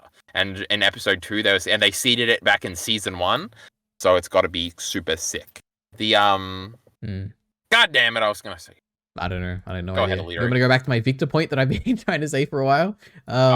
Whatever. Yeah. Oh, you're gonna hate this, okay? But it's great. Well, maybe you won't hate it. Maybe you'll. No, I won't. Okay. No, you almost certainly will. So all this lame Victor stuff that we talked about already. The actual one interesting, cool thing about it is that there is a consistency in his character that we love so much, which is he has all the power in the world. He's so knowledgeable and all that, and he's like a religious figure now. But we still see his like curious and scientific nature. Because, like, despite being this, like, religious figure and everything and having all-knowing power and everything, seemingly, when he's faced with this challenge of, like, trying to fix Vander, he's, like, curious about it. And he has all these different... We see a bunch of different methods of him trying to, like, save him. And it's like, oh, he's like a scientist still underneath. He is still the same person, which I thought was really cool. So that was the interesting thing about Victor. I mean, it was kind of soy, but it was fine. They're, like, sleeping together and, like... So wait, one more time for our poor audience who doesn't know this word. What does soy mean? Soy means whatever you want it to mean in the moment. In this moment, it meant it was kind of corny. Okay. Not cringe, but a bit corny. Yep. True. That was a little cringe. Yep. Arcane is that. That is a good word for Arcane. I would say cringe is a very good word for Arcane. Okay. Well, let me see. What else have I got here? We have nothing. I have one miscellaneous note. Oh, I had a realization, which I wonder if you'll agree with. In the opening, all the characters are wearing plain clothing, and they're like just basically posing in front of like colorful lights. And it's like very simplistic compared to the last one. And I realized it's because all the characters are like being broken down this season. Like they're all like at their lowest points and trying to like. That's a little sad. Yeah. So also in the intro, there's the shot of the mother on the thing, but then later it's Mel, and Mel looks around like, "Oh, how did I get here?" And it's gonna be like a passing of the torch moment when she hands her mother over to the Black Rose cabal. Wow. Okay, so now my only note is a question here. Now, I don't know if you remember. I feel like you almost certainly don't, but we'll see. Questions. So, at the beginning of this arc, we saw that Ambessa, your favorite character apparently, is worried about like, oh no, she's not worried, but that Jayce is missing and Heimerdinger and all these scientists are missing, and she's like, why did I can't believe we didn't secure our scientists or something, and she's experimenting on hex tech. Why do you think she's doing that? Like, why is she... Remember that guy at the beginning of the season? At the beginning of the arc, they like sent him in and he like died? To beat the Black Rose people, and they're way too strong, and that's the only reason she came here. Okay, that's my take as well. So I guess that's almost certainly what's happening then. Okay, well... Also, her best boy died. Her best boy? Like science boy? Like her Jayce? number one strongest soldier. Oh, he did! That was awesome. That was like a whole thing. Yep. We love that. I didn't like that guy. I didn't actually have the handcuffs on, yo. You got pranked. Yep, that was pretty sick. Oh my god. Well, anything else about Arcane? This is our last chance for predictions or anything to say before the whole of the show is over. So let me tell you something, brother. You're telling me that this next arc has no Uwu Jinx because she's sad, has no little girl, and the only good thing is Jayce? No, because we've also got Singed and Victor might be in it, you know. We've also got... Singed is just gonna get cucked. Yeah, we've also got your favorite character, Ambessa, who you always keep glazing for some reason. No, she's a little annoying. Okay, good. You hate her too. We got the... What else we got? The amazing visuals of Arcane and their deep symbolism. And, I don't know, Heimerdinger will probably be back. I'm sure Echo will be back too. No, EliteAri, don't say it ain't There's a lot I mean, Vanda's gone at least. No more Vanda. You know, I know how much you didn't like him. That Echo idiot's going to be back with him too, with a little watch that goes back in time. Yep. I did think I thought I had a moment of like, I was like, oh my god, I pieced it together. Because in the opening, he like jumps forward and then loops backwards. And I was like, oh my god, time travel. Then I realized no, it's like his thing in League of Legends or whatever. Yeah. Anyway. It's crazy. There's, oh, fuck, EliteAri, I forgot it again. There was Echo and Heimerdinger, and right before that, the one before that, EliteAri, that's what we needed to speculate. Oh, there's also the one Enforcer dude that Vi met while he was drunk, and then he followed her into the underground and then never came back. So that's a plot thread. I'm very invested in that one. Oh, the big speculation thing, EliteAri, and you're gonna give an opinion on this, and you're not just gonna say that's just Twitter shit. Are Vi and Caitlyn gonna have a sex scene or not? Vi and Caitlyn? Yeah.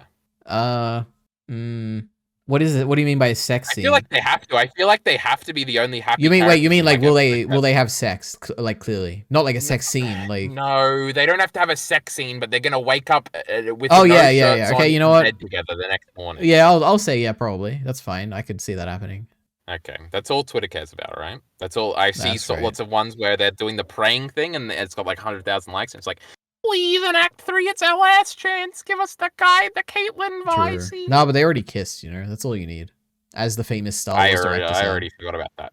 And they spat on each other. That was pretty... Now, I do think that'll have to be the case in the beginning.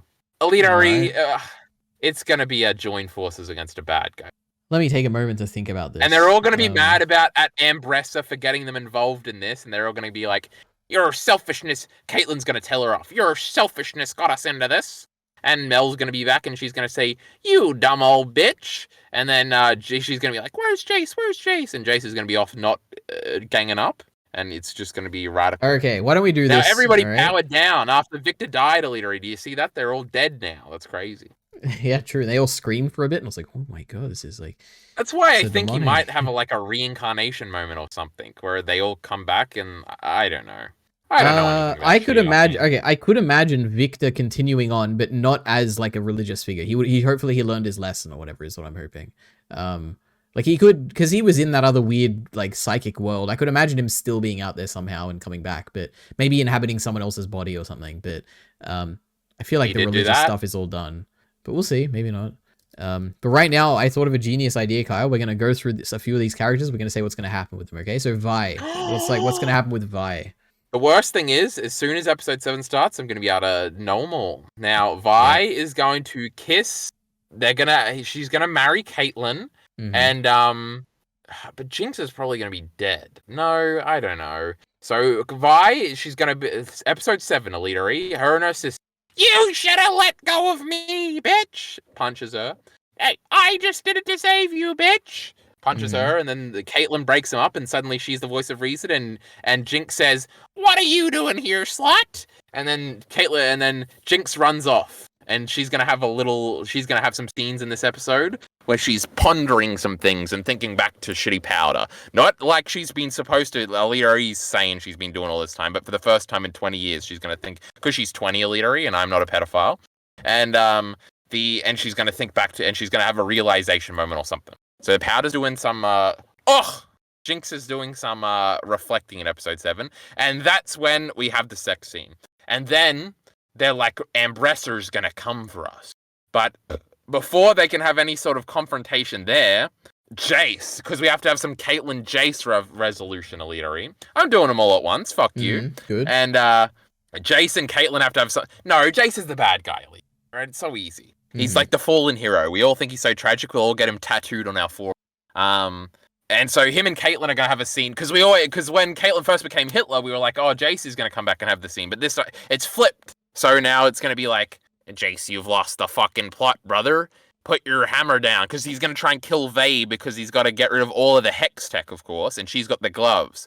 And so when we've been teasing them fighting for EliteAri, I'm a fucking genius. We've been teasing Vi and this idiot fighting all the time. And now they're having a bit of a scrap, and then Caitlyn's like, I'll shoot you, pussy, if you don't stop. And then they'll fight him off and he'll run off.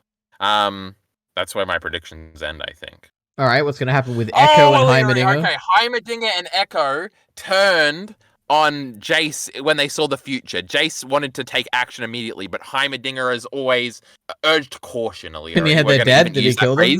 Because it's really cringe. Oh, he splattered that little rat EliteAri. No, he didn't, of course he didn't. He could have killed him, and then Echo will be mad about it because Echo and Heimerdinger have the thing, and Echo's Heimerdinger's actual student, and he's going to come back and beat Jayce in the end because Jayce is the big imperialist scientific evil, and he's the nature man. He's going to throw his leaf at him. It's going to go in his mouth, and he's going to choke on it because it's natural, and he only eats GMO-infested foods, EliteAri. It's genius. So hold on, everything's working out for Jayce to be the bad guy here, EliteAri. Now, what did I see in that preview? I don't remember a goddamn motherfucking thing, EliteAri. I'll tell you that much. Like, literally not a frame do I remember. Good. I don't even remember the thumbnail. But how is that possible? This is good. I don't want to know. And then Mel comes back. Mel is coming back. And I want to be right. Oh my god. Shut up. Now Mel's back. Do you think she's going to come back with superpowers?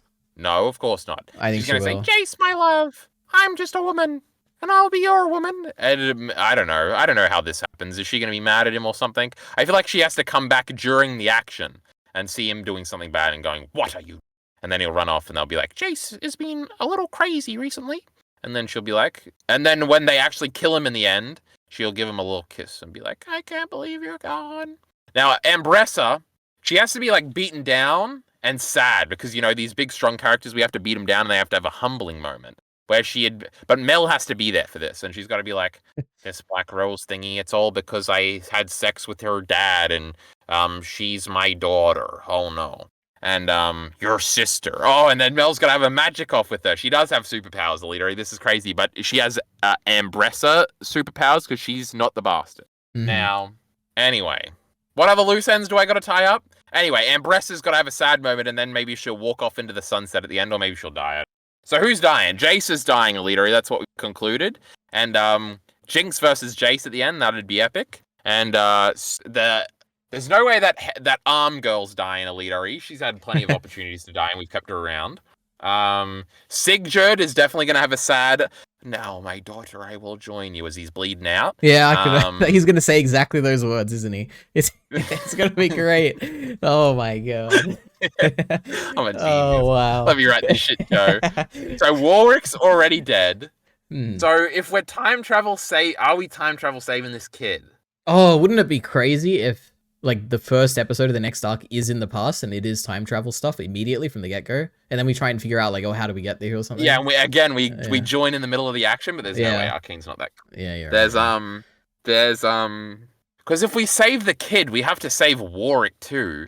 No, maybe Warwick will sacrifice himself. He'll be like, no, please, save the kid, leave me, or something. That is possible, but it's also possible that we only save them in like the last 5 minutes of the last episode, so we don't have to like go any further with their characters. Like, literally, Jinx just runs up and hugs the little one, and Vi runs up and hugs Warwick, and they'll keep him in a cage or something, and he'll be fine for the rest of the time. Now, but then we don't have to go any further and iterate on anything. It's genius, EliteAri. We didn't actually kill him in this episode. We just fast forwarded them to the end of the show because we're already done with their stuff, and we can motivate the other characters for that. I'm a genius. Now, Victor has to die, right? This fucking idiot's been dying for the whole show. So he's dying. Him and Jayce die, EliteAri. They're holding hands. They're like, we've gone too far. That was pretty good voice. That was. And then oh, and true, the guys that really they like both of them, EliteAri. Will they kiss? It's as big. So there is an implication of that, right? I think that Victor. I feel like I just said it last time. Maybe you were like, I've never seen that. Yeah, and yeah, but then he started kissing Mel. There's also that prostitute character. Is she coming back? That's not that important. The one that Mel was talking to, snooping on the other guy that did get splattered. I don't know if that's going anywhere. Who cares? I feel like she served her purpose, but you never know. She could come back. Are we missing anybody else? I feel like some other characters could die, but Victor and Jayce is enough. Wait, did you piece together? I'm actually amazed that you did, actually, now that I think about it. You pieced together the reason the guy, the guy who Jayce, like, smashed, killed him? Uh-huh. You know why he was there? Because he had to go get help from Victor. Oh, look at you. Because the girl took him there. My goodness, I'm so impressed, Kyle. Why you treat me like a retard? I'm right on all this shit. I'm just so used to you just not remembering anything in, like, Chainsaw Man, for instance. But well done, this is great. No, because I like the Victor stuff at the end. First of all, I remember way more about Chainsaw Man than you. Who remembered that Denji said that line about the stupid fucking thing today? Me, not you. Checkmate. Yeah, that was me. Now, oh my god. No, you had to look it up. Motion machine. If it wasn't. Yes, you didn't even remember that it was a reference. I was the one who said it was a reference. No, but then when I did, I recalled that definitely Denji said it. Oh wow, so impressive. When I prompted you with my amazing memory, you were like, "Oh, I guess I know the details here." Your faulty memory allowed my real memory to be correct. Right. Now, that's besides the point, everybody. You can go and check out the Great Chainsaw Man. Which of these videos will be out first, EliteAri? I don't know. It's a race. Well, you have to edit that one, so. Well, maybe I'll go piss now and make you edit this, huh? Now... Somebody else has got to die, EliteAri. I'm not satisfied. 3 is the charm. All right, here we are. Let me go through them. Vi is going to be alive. Jinx is going to be alive. Caitlyn is going to be alive. Echo is going to be alive. Heimerdinger is going to die. Hold on. Just on the Jinx one. Just on the Jinx one. I've gone this whole show thinking she's definitely dying at the end because she's done too much evil shit. But we've completely course corrected on that. She's like a good guy now, so she's not dying. Continue. You said Heimerdinger is he's like old and stuff. He can die. I don't mind. He's going to be like the eternal one. Like, if we ever do a sequel series 2,000 years in the future, this dumb little rat is going to waddle up in episode 3 and we're all going to go, oh, yep. He's from the old show. Or if we do a prequel EliteAri, genius, that's probably more of the thing that we're going to do. He'll be in that too. He'll be a young little Heimerdinger. There's no way he's dying. Unless he's already dead. He splattered that little rat. That would be great. He can sacrifice himself. He'll find a way. Jayce, I do think the exile thing is probably going to be Jayce's thing. Mel is going to be alive. Silco is dead. Singed will be dead. Vanda's dead. Victor will be dead.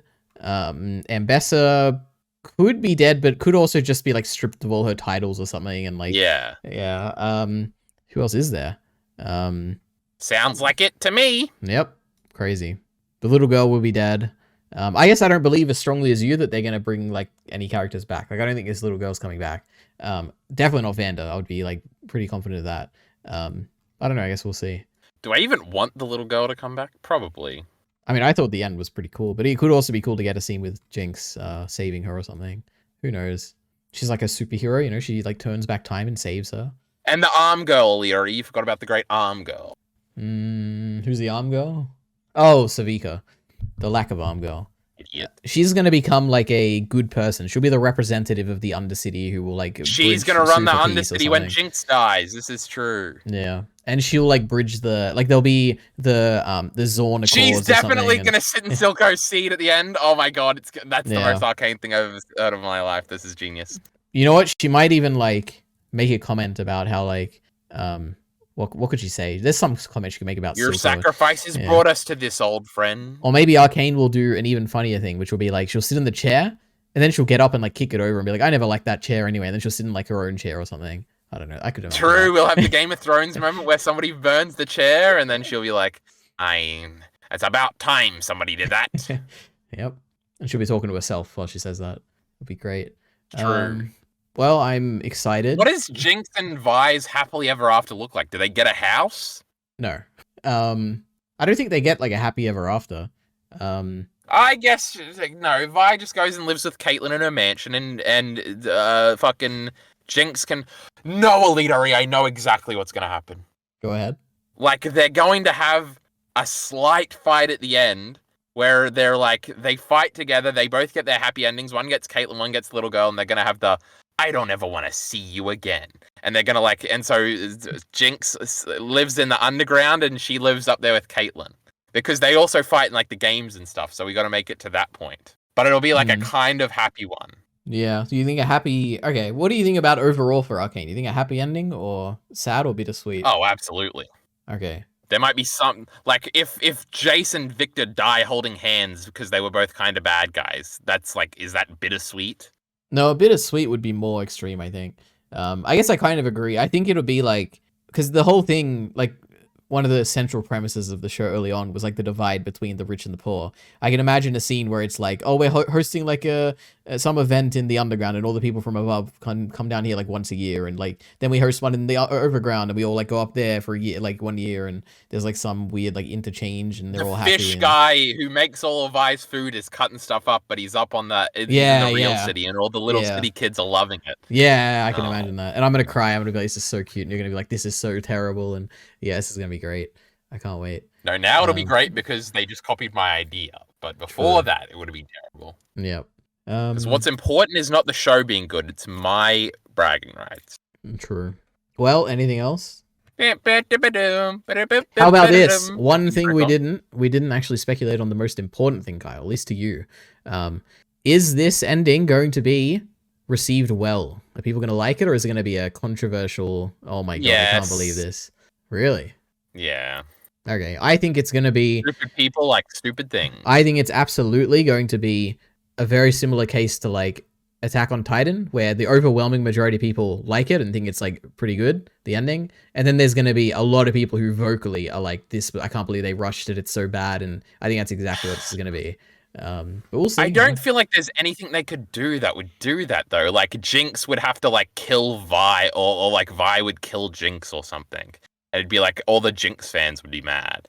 But I feel like neither one of those would elicit that much of a reaction. Yeah, maybe. Like maybe if Caitlyn and Vi don't fuck, then Twitter would be mad. I don't think the general audience cares much about it. Like that's like a minor character thing. I mean more like overarching, like compelling story that feels like it has a conclusive ending. I don't think like small character interactions like that are going to matter in the way that this is perceived. I'm thinking more like being a cuck to Mikasa, that mattered. No, I'm thinking more like unresolved, like it feels like they're setting up a sequel and this doesn't have like a conclusive ending. Like that could be something that people get mad at. There has to be some little bit of bait at the end. I think like they're gonna seal the thing in the ground and it's gonna twitch or something. Yeah. Well, they tease another lead character. Yeah, true. Draven is gonna show up, bro. Oh wow. Ari. Oh my god, wouldn't that be crazy? We do want the great Ari to show up. That would be big. There's no Kyle Lee character, sadly. That'll be in the next update, I'm sure. Mm-hmm. Is the theme song going to play in the show again? They already kind of did it, but the last moment, or it could just be the credit song. What are the lyrics again? Everybody wants to be my enemy. You could do a thing. Like could be Arcane is like Jinx is the rogue warrior in the night, Elite. Yeah. Walk off, and everybody wants to be her enemy. It could be a thing where they all team up. Yeah. I don't know the fucking words, Leary. They all team up at the end, and it's like an ironic, like they're playing it in the background, but the irony is that they're actually not enemies now, and they're all fighting together. But the song is playing from the beginning. Oh, the juxtaposition, EliteAri. And they'll be like, great. They're like, oh my god, I'm so clever. I'm doing the juxtaposition thing. Yeah, it's gonna be great. Okay, I see it. It's gonna happen. Or it's actually the villain, the Rose Girl's main song, because everybody's gonna be her enemy, EliteAri, and it's actually the villain song the whole time, and we've actually been teasing her as the villain the whole time. Oh, okay, sure, true. Okay, well, what if Mel is the bad guy and EliteAri's right, and she's the or something? That would be funny. What? Okay, first, just more. Wait, EliteAri. The only way that works is if Jayce has to squash her at the end, and it's like a Daenerys Jon Snow situation. Yeah, he actually. Yeah, okay. Jon Snow did it. So at the risk of starting off another discussion, what was the actual like? I had a piss so bad. What was the appeal of that? Like, what was the point of that scene with Mel talking to her brother about the backstory of this like kid who was like special? And why is that important? Like, why bring this up? We introduced the main bad guy, EliteAri. Oh, so if you don't think it's Mel, okay. I thought you were doing a gotcha of like what could it be besides setting up Mel. No, I was trying to think. I'm trying to understand because it was so like it. Firstly, it's not her brother saying that in that moment. It's like the evil people telling her.